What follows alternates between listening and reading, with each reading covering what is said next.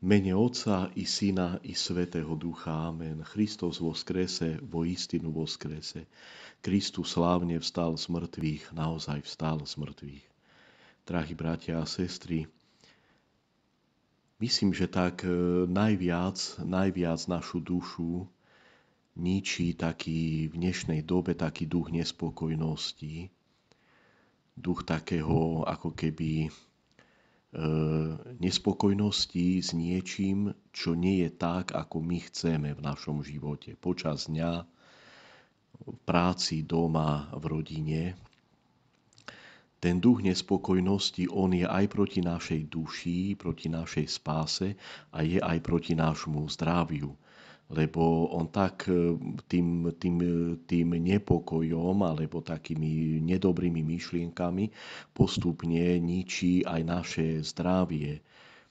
A preto vlastne cirkevní otcovia často hovoria, že treba proti tomu nejako bojovať. Lebo aj naše depresie vznikajú často z toho, že niečo nebolo tak, ako my sme chceli, alebo niečo nie je tak, ako my chceme. My veľmi trpíme od toho slovíčka nášho chcem, choču, chceli by sme, chceme.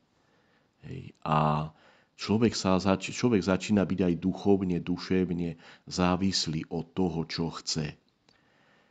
Tam vlastne veľakrát potom z toho je aj tá nespokojnosť, i tá depresia, že ako hovoria východní otcovia, neudovletvorená strásť, nezaspokojená vášeň, že dačo som chcel, napríklad, tak ľudsky poviem, chcel som napríklad ísť niekam nedeľu po obede, túžil som veľmi, čo ja viem, ísť niekam na pivo v lete napríklad, alebo ísť do Tatier, alebo kde.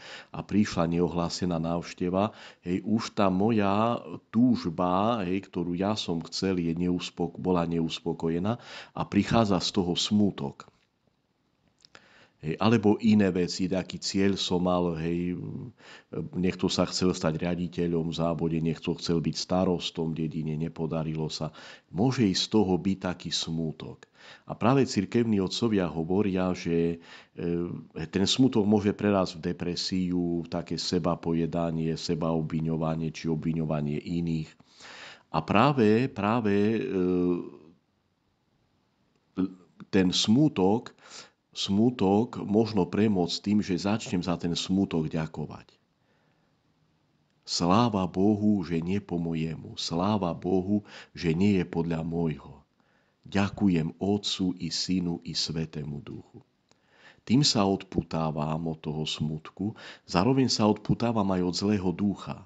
Lebo za tým zlý duch má ako keby za tým smutkom, že niečo bolo, že neuspokojená moja túžba, neudovletvorená strásť po staroslovensky, neuspokojená túžba, silná túžba, ono vlastne prichádza smútok, depresia a za tým sa môže skrývať aj zlý, môže byť za tým zlo, ktoré mi dáva potom svoje myšlienky. Preto sa modlím, sláva Bohu, že nie po mojemu. Sláva Bohu, že nie podľa môjho.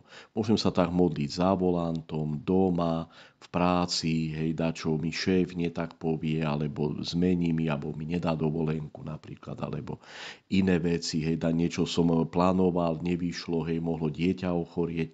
Sláva Bohu, že nie je podľa môjho. Tedy ja už automaticky príjmam Božiu voľu. Lebo sa zriekam svojej vole, toho môjho. Veľakrát hovoria ľudia, naša nevesta, naša záď, nie po mojemu. Veľa z toho je aj takého zla v rodine, ktoré priťahuje ďalšie zlo. A keď hovoríme sláva Bohu, že nie po mojemu, ale po tvojmu, Bože, sláva Bohu, že nie podľa môjho, ale podľa tvojej vole, Bože. Sláva Bohu, sláva Bohu, sláva Otcu i Synu i Svätému Duchu, že nie je podľa môjho. A tým je taký boj proti tej našej depresii. Môžeme aj tak minulosť preďakovať, keď čo v minulosti nám nevyšlo. Pomôžu aj tie naše depresie prameniť aj z nejakých vecí, ktoré nám nevyšli v minulosti. Môže to byť také podvedomé. A tá modlitba sláva Bohu, že nie je podľa môjho, sláva Bohu, že nebolo podľa môjho, tá modlitba ide aj do podvedomia. Prajem vám všetkým veľa síl, zdravia, Božieho požehnania vám i vašim rodinám. Kristus voskrese.